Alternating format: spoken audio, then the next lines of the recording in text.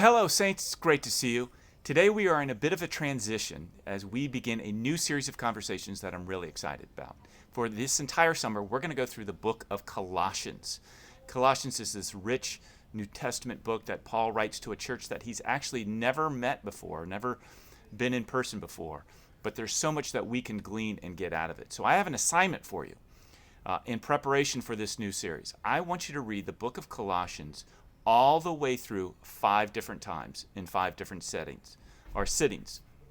You can do it in different settings if you want, but I'm looking for different settings. It's only 4 chapters long, so it's not that long.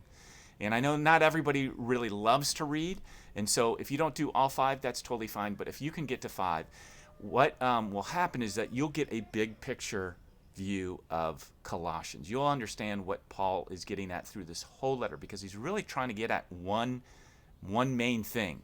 And before I tell you the topic of this series, or the title of this series, I want us to read through it for ourselves so that you can get a sense and discover what's happening.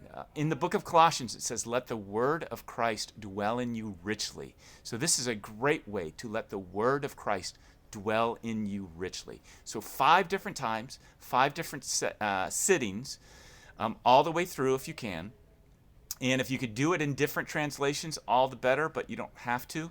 But I really want you to get that big picture view of Colossians. And then next week, we're going to jump off and we're going to go verse by verse, chapter by chapter through this amazing, wonderful book. And by the end of it, you're going to know what this whole book is about. You're going to see how each verse relates to the larger theme that Paul is getting at. And just to give you a little bit of hint or a little bit of help as you look at what the book of Colossians is about.